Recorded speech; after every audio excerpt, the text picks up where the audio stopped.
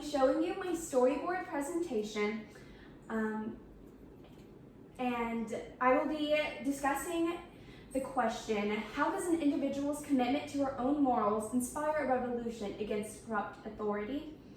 I will be discussing this question in multiple different ways. Here's a bit of the song that will play as I'm coming in.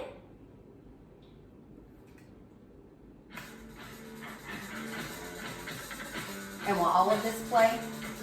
No, I will be editing it to cut to right before where the words start. Okay.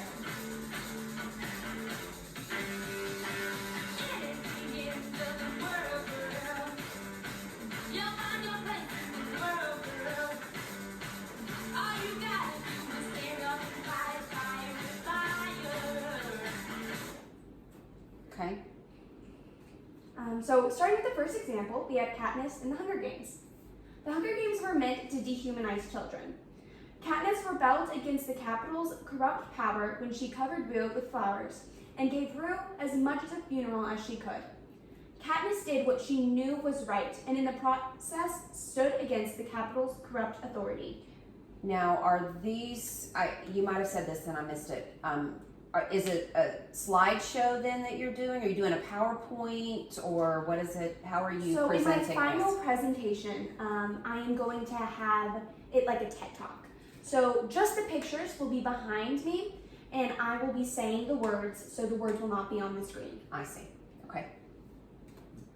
And then moving on to the next example, which is when Katniss goes against the Capitol once again.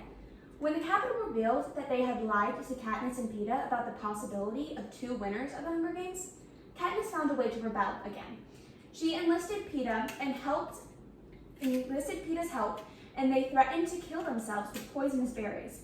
That rebellion and inspiring Peeta to join her made her an enemy to the Capitol. Katniss had a commitment to what she knew was right, and being forced to kill Peeta was not.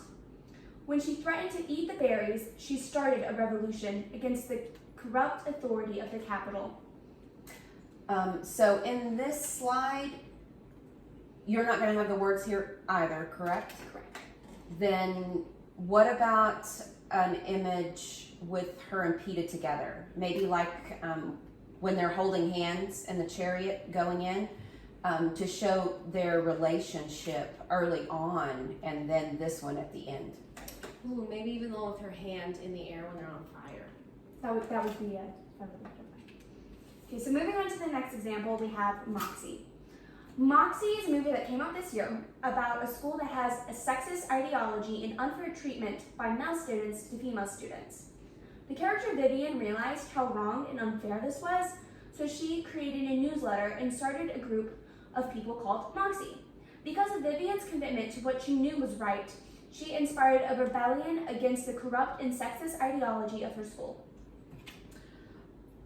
Maybe put that as an anonymous newsletter because no one knew it was her until the very end. So it's not like she was the figurehead for this movement. And I think also see what the result was of that. You talk about that they rebelled against the corrupt and sexist ideology, but what did they get changed? What was the end goal and what did they accomplish? And have a picture that shows that as well. But it's great that it's Moxie and you're doing a media project, so you're using a different media, so good job. Maybe a picture of the stars and hearts on their hand that kind of started The rebellion. Yeah. Right. Okay, so next example we have is Malala. Malala rebelled against the corrupt authority in her country, Pakistan, by continuing her education in a place where girls' education was unimportant and not valued. This corrupt authority then tried to kill her, but failed. By trying to silence her, they gave her a platform. Malala now has finished her education and is fighting for all girls' right to an education. She has won many awards, including a Nobel Peace Prize. Nice. And then final example would be me finding my own voice to speak out against a corrupt president and doing a project to address federal flags in a local cemetery. Both of these are projects that I did through UT High School. What type of flags? Confederate flags. Okay. This shows that you do not have to do something big to inspire a revolution, and it doesn't have to have a huge impact on everyone, and you don't have to have a Nobel Peace Prize. We are the revolution, and the world is better because we are. So that's going to be your ending slide, Yes. just looking exactly like that. No, I think I'm going to add the fire in the background for kind of bookmark it, and I'll probably add this song to here also. So as you fade out. Right. Okay. I like it. I like the theme that carries throughout. I definitely see it in each one of your slides. I think your choice and the order that you have them, I think, is good too. Right. Did you have anything further to add?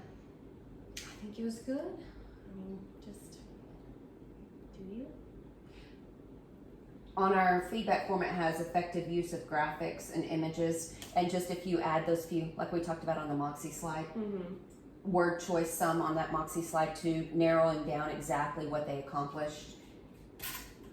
I thought really good ideas, and I like the idea of a TED Talk.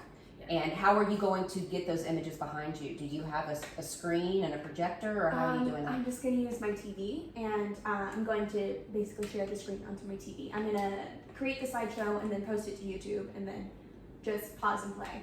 So as for tools, you're going to have music, you're going to have a slideshow, you're going to be doing a speech, and then recording that and turning that in as your presentation? Yes. Okay. I think your next step might be over here in comments, just making sure that you get those images, and I think it's a great project. Yay. Thank you.